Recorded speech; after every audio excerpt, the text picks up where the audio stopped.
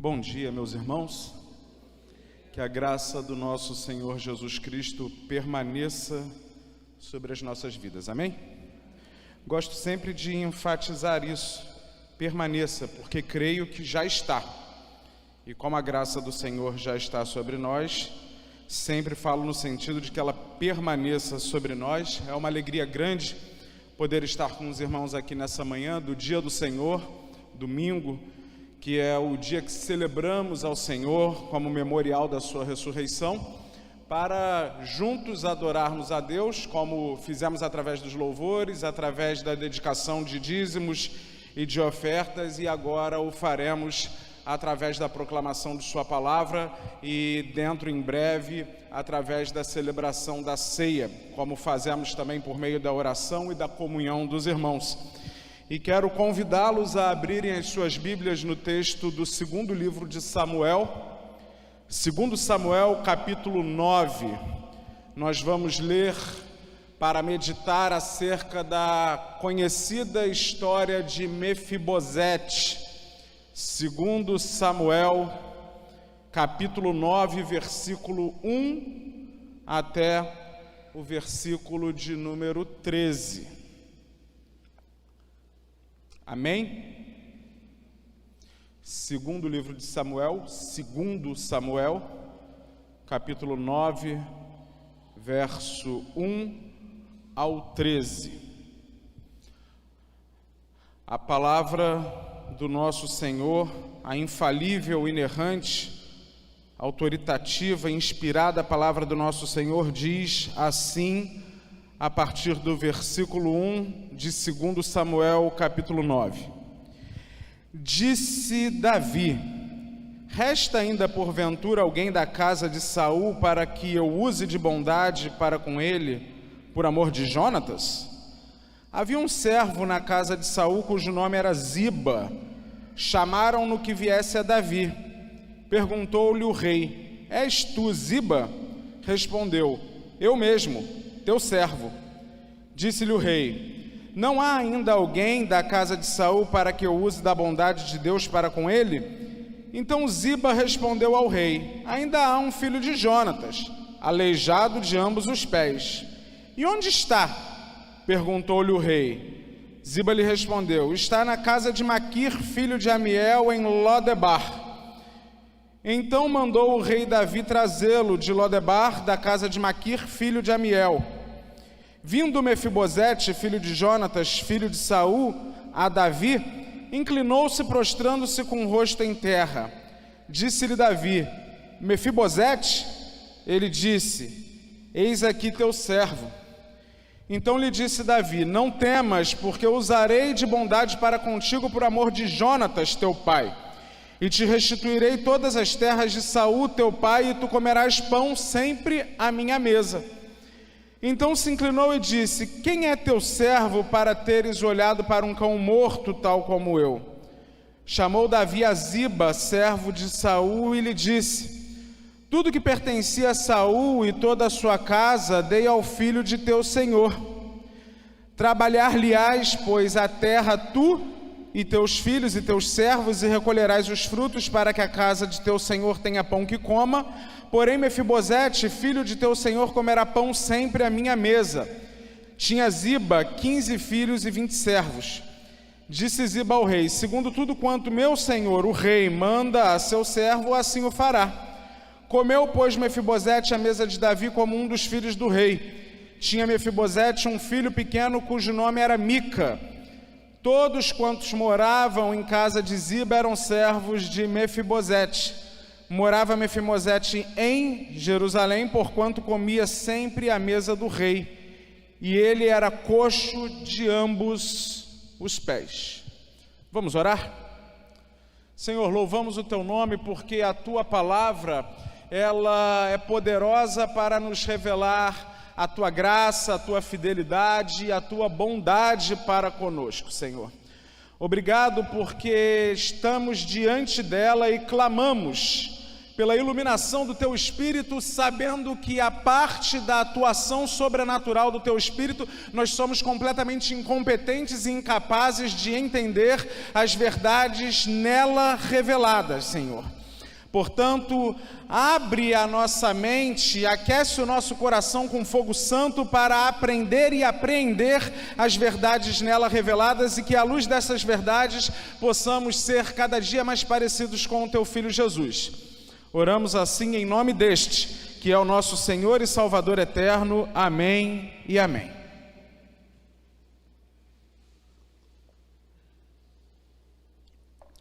Meus irmãos, ler esse texto é voltar a cerca de 3.000 anos atrás, numa época absolutamente brutal nas regiões do Antigo Oriente. Não havia democracia. Em outubro, os filhos de Israel não iam às urnas para decidir quem seria o seu governante. Quando uma nova dinastia assumiu o governo, todos os membros da família do rei anterior eram exterminados a fim de evitar uma insurreição na tentativa de retomar o trono para aquela família. Poderia haver ali um rebelde em potencial que tentaria de alguma forma retomar o trono. E quando a notícia das mortes de Saul e de Jonatas chegou aos ouvidos dos membros da família de Saul, eles certamente pensaram que Davi agiria segundo o costume padrão daquela época, o costume dos outros monarcas da dinastia oriental, e que exterminariam eles, e por isso fugiram. E na fuga, a ama que cuidava do filho de Jonatas, Mefibosete, deixou ele cair, ele que tinha apenas 5 anos de idade, tendo este ficado então aleijado de ambos os pés, conforme 2 Samuel 4, verso 4. E os anos se passaram.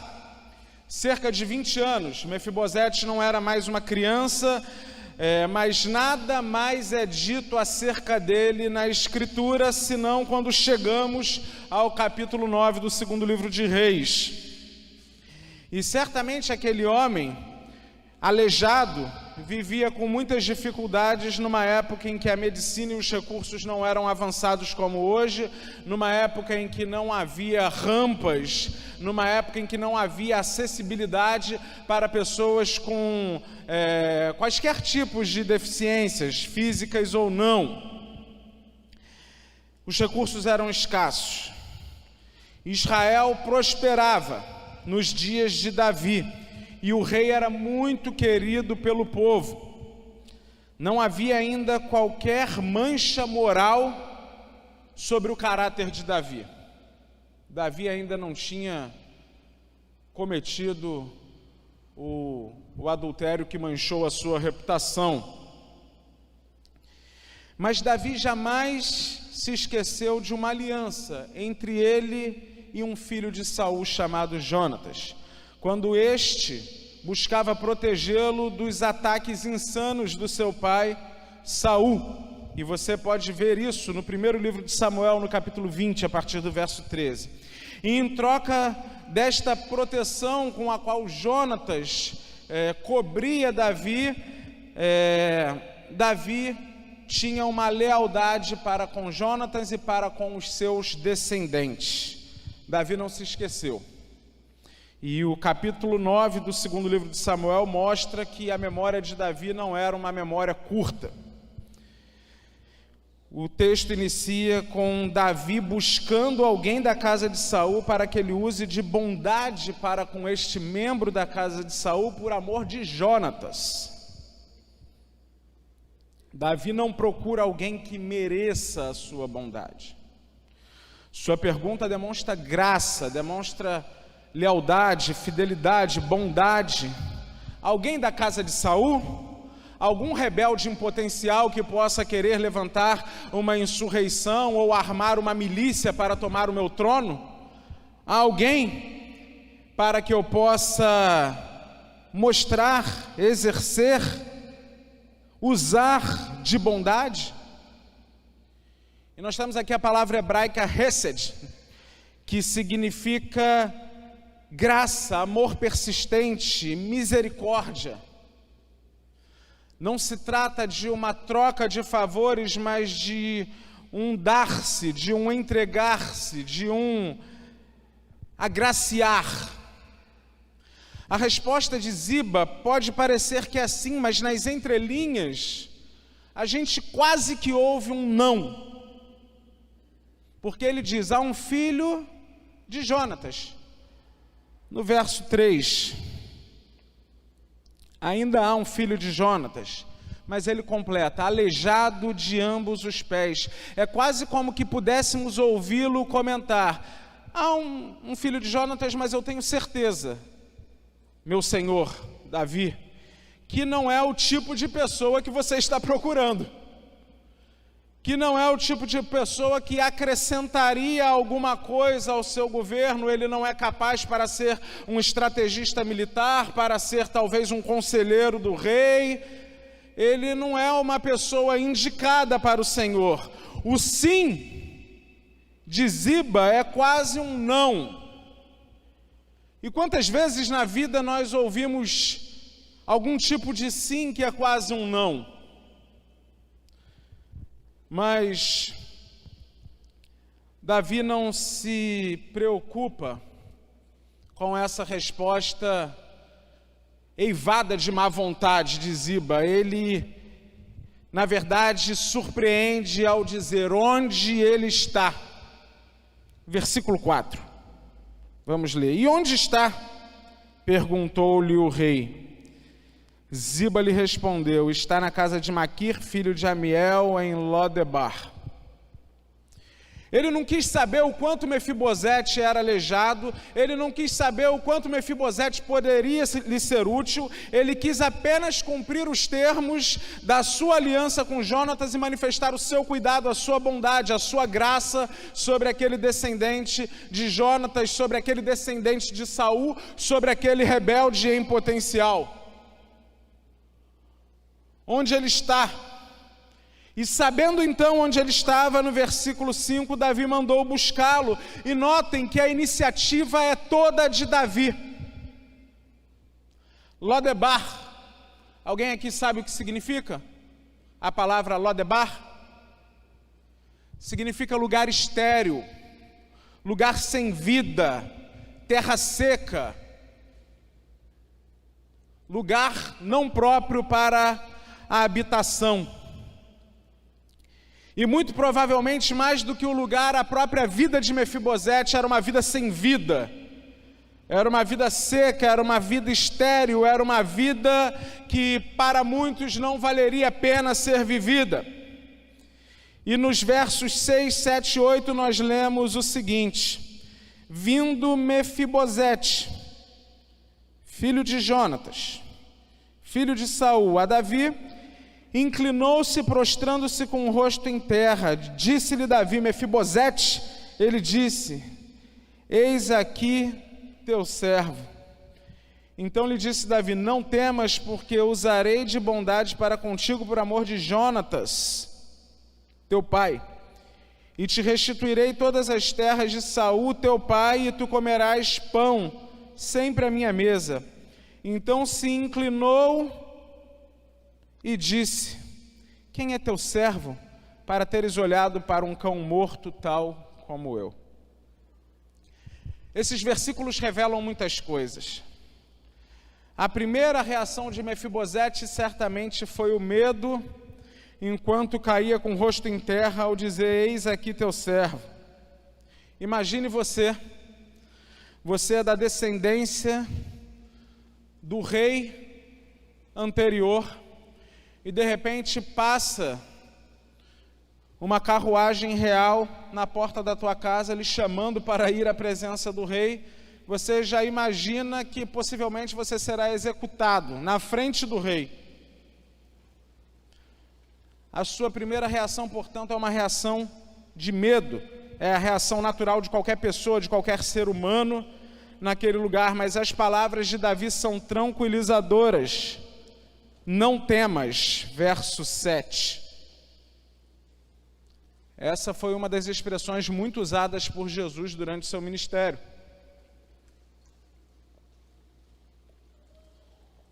E certamente é uma das grandes orientações da Bíblia para nós, até hoje, diante das circunstâncias mais difíceis que possamos enfrentar. Não temas.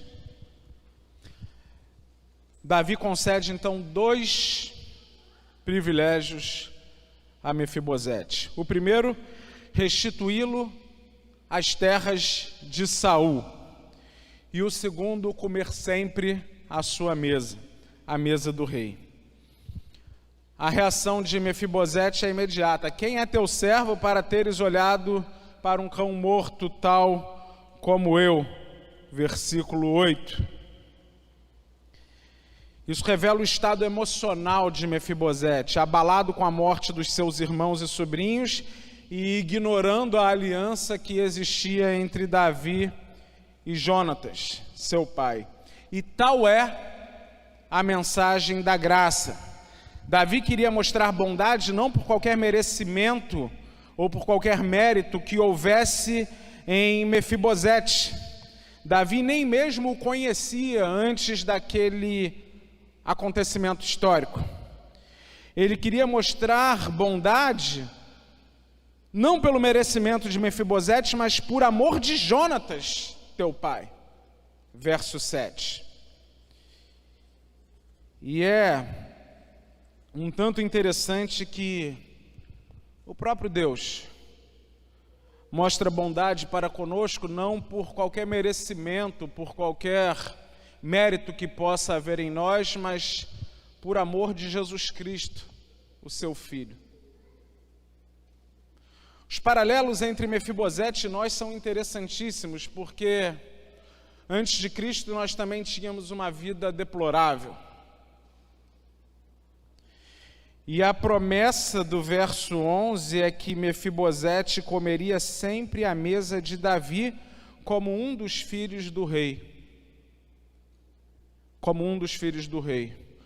Coxo de ambos os pés, mas comia sempre à mesa do rei.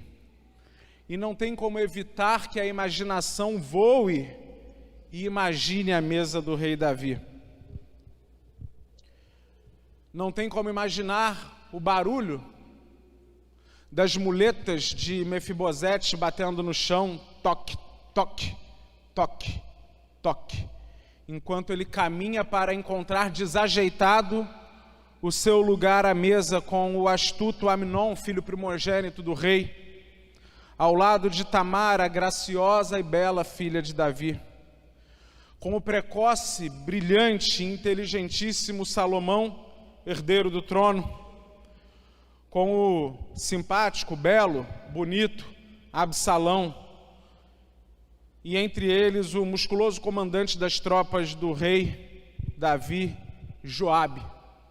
E lá, se arrastando Mefibosete com suas muletas, ele encontra o seu lugar à mesa. E somente sob a toalha da mesa a sua deficiência é coberta.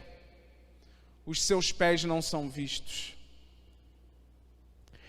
E repito, nós não somos em sentido espiritual algum diferentes da circunstância física, moral, social de Mefibosete. Quando a calamidade chegou e eles tiveram que fugir, uma queda o deixou com uma grande deficiência. E quando a calamidade chegou no jardim do Éden, uma queda fez com que herdássemos uma grande deficiência. Uma queda no pecado fez com que herdássemos uma deficiência moral e espiritual.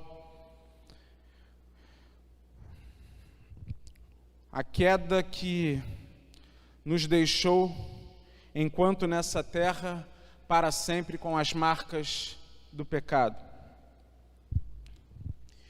E também semelhante ao caso de Mefibosete, o pai não por qualquer merecimento em nós, mas por amor de seu filho Jesus, assim como Davi por amor de Jonatas, busca pessoas a fim de estender a sua graça, a sua misericórdia, o seu favor. Fomos alcançados por essa maravilhosa graça, por esse hesed divino, essa bondade divina. que nos transformou em novas criaturas. À semelhança de Mefibosete, nós também fomos tirados de um existencial Lodebar, uma existência árida, uma existência sem vida, estéril, para um lugar de comunhão e de honra, a mesa do rei. E da mesma forma que Mefibosete, nós também fomos adotados na família real. Prova disso é que hoje estaremos à mesa do rei celebrando a ceia do Senhor.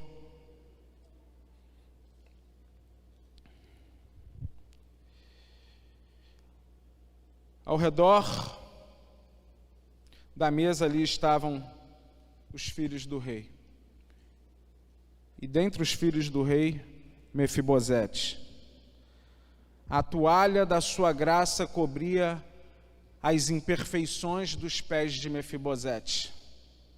O manto da justiça de Cristo cobre as nossas imperfeições. Nós fomos justificados. O nosso pecado foi colocado sobre ele na cruz do Calvário para que quando crescêssemos nele, a sua justiça fosse colocada sobre nós, e quando Deus então olhar para nós, não verá mais os nossos pecados, mas verá a justiça de Cristo nos cobrindo. Isso é a doutrina de Lutero, da justificação, é a doutrina de Paulo, da justificação. E por isso hoje podemos então celebrar a ceia do Senhor. E quero então convidar os irmãos para esse momento, um momento de reflexão, onde nós celebraremos a ceia, e convidar já então o corpo diaconal para que possa estar conosco nesse momento, o Ministério de Música da Igreja também, de louvor, para que então possamos rememorar aquilo que foi feito por nós na cruz do Calvário, há cerca de 2000 anos atrás. Só estamos aqui porque Deus estendeu a nós a sua bondade. Só estamos aqui nessa abençoada manhã de domingo, de dia do Senhor, porque na cruz do Calvário o Senhor Jesus derramou o seu sangue para nos purificar dos nossos pecados, para nos perdoar, para nos alcançar para a família real, a família de Deus, para nos convidar então para fazer parte da sua mesa.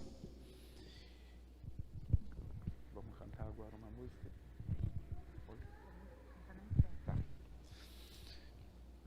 E eu gostaria de, nesse momento, dar algumas palavras à igreja sobre a ceia do Senhor. A ceia do Senhor é um memorial instituído pelo nosso Senhor Jesus Cristo, antes da sua morte e ressurreição.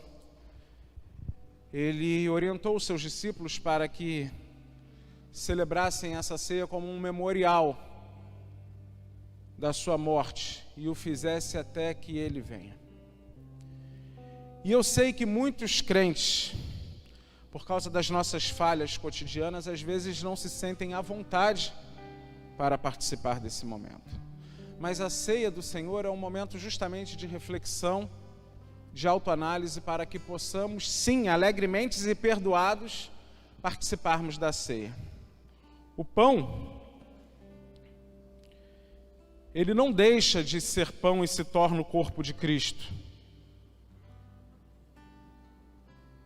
O vinho não deixa de ser vinho, o fruto da vide, e se transforma no sangue de Cristo. O pão apenas representa, simboliza o corpo de Cristo que foi dilacerado e moído por nós, enquanto o vinho representa o seu sangue que foi vertido, derramado por nós para a remissão dos nossos pecados. Mas nós cremos que quando estamos reunidos, o Senhor está presente, e Ele está aqui neste lugar, amém? E porque Ele está aqui neste lugar, a sua graça está disponível. Então, se o irmão está triste com alguma circunstância, dizendo: eu não estou satisfeito comigo mesmo, eu preciso ser melhor, eu não quero participar desse momento, eu quero convidar o irmão a refletir sobre as palavras de um antigo catecismo, o Catecismo de Heidelberg, que diz que a pessoa apta a participar da ceia é justamente aquela que se acha indigna de participar. Reconhece a sua falha, reconhece o seu pecado. Então, neste autoexame, eu vou pedir que os nossos irmãos diáconos já possam ir distribuindo os elementos. Então, diante deste autoexame, você tem a oportunidade de, contrito, clamar por misericórdia a Deus e, então, participar do pão que representa o corpo, do sangue que representa o vinho. E participar com a consciência pacificada, em paz, porque, evidentemente, o apóstolo Paulo diz que aquele que participa do corpo e do sangue do Senhor, que come o pão e bebe o cálice do Senhor indignamente, será réu do corpo e do sangue do Senhor.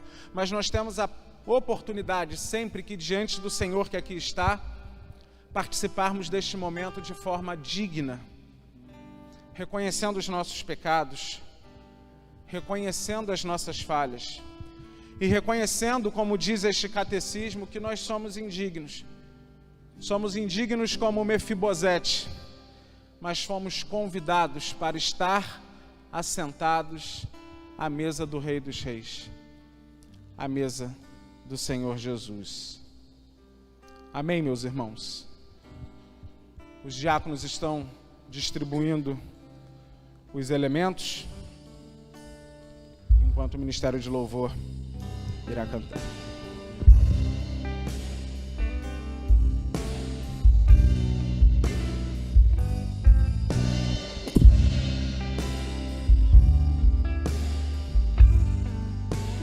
Graças eu te dou, Pai, pelo preço que pagou, sacrifício de amor que me comprou, ungido do Senhor, pelos cravos em tuas mãos. Graças eu te dou, ó meu Senhor. Lavou minha mente e coração, me deu perdão, restaurou minha comunhão. Digno é o Senhor, sobre o trono está. Soberano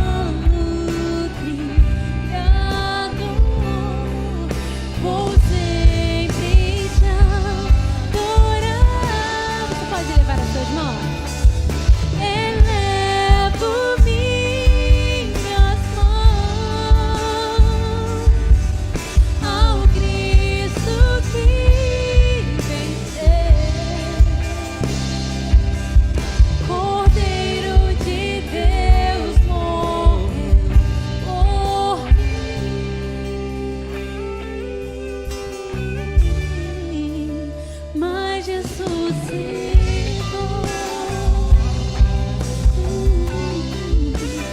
Digno é o Senhor, tu és digno, pelos cravos em tuas mãos. Graças eu te dou, ó meu Senhor. Lavou minha mente e coração, me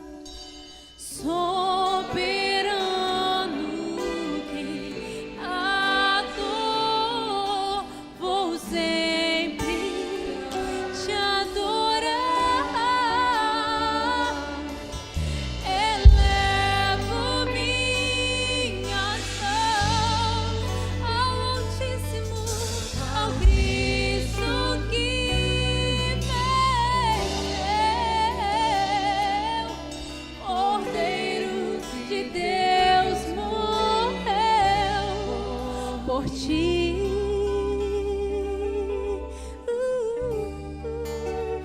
Mas Jesus ficou. Aleluia, digno é o Senhor.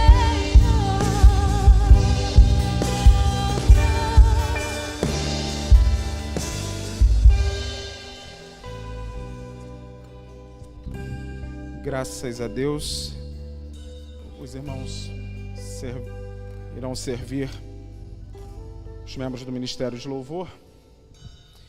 E enquanto isso, quero convidar os irmãos que quiserem me acompanhar na leitura de 1 Coríntios, capítulo 11, a partir do verso 23.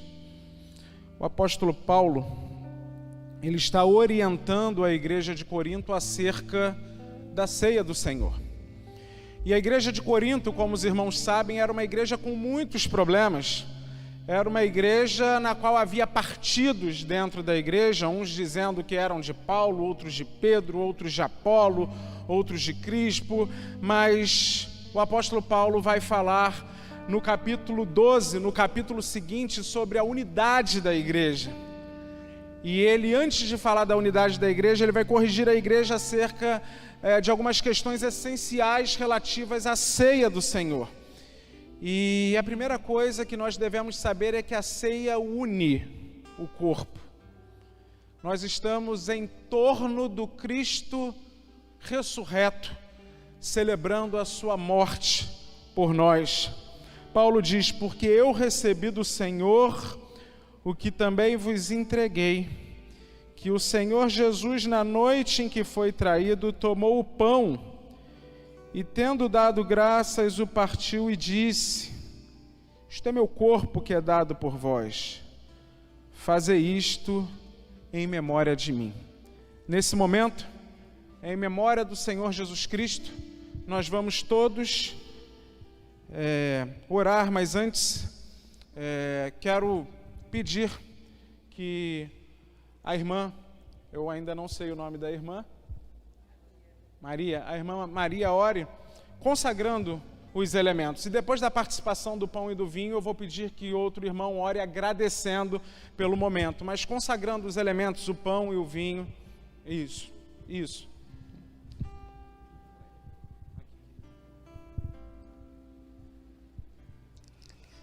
Querido Deus, amado Pai, na beleza da Tua santidade, Senhor, nós Te agradecemos, Senhor, em nome de Jesus, por essa oportunidade rica e abençoada de poder, Senhor, participar dessa ordenança que o Senhor nos deixou. O Senhor nos deixou 2 ordenanças, que é o batismo e a Santa Ceia. Muito obrigado, meu Deus, por esse amor, quando o Senhor entregou o Seu Filho amado, Senhor, a pagar um preço tão alto por cada um de nós, por amor a nós. O pão, Senhor, representa o corpo de Cristo, o corpo sofrido, que sofreu tantas injustiças, inocente, puro, mas prevaleceu o amor pela nossa salvação. E o sangue, meu Deus, Ele derramou na cruz do Calvário. Oh Deus, em nome de Jesus, Pai, muito obrigado, meu Deus, porque assim a gente tem a oportunidade, junto com os nossos irmãos, em trazer a memória, Senhor, esse amor do Senhor por cada um de nós, até que Jesus venha. Muito obrigado, meu Pai, em nome de Jesus eu assim oro, amém. Vamos todos então nesse momento, conforme a palavra nos orienta, a participar do pão, participar do corpo do nosso Senhor, simbolizado pelo pão. Amém?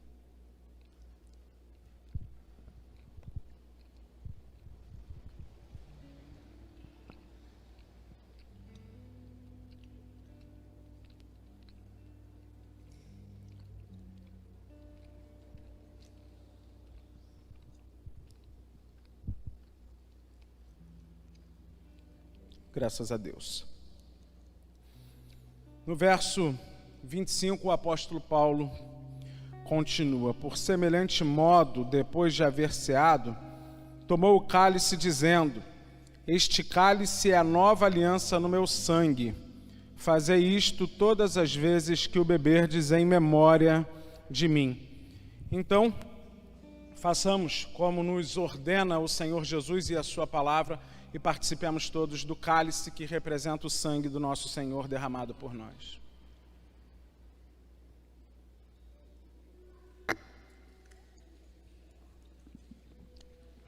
Graças a Deus. Obrigado, Senhor Jesus.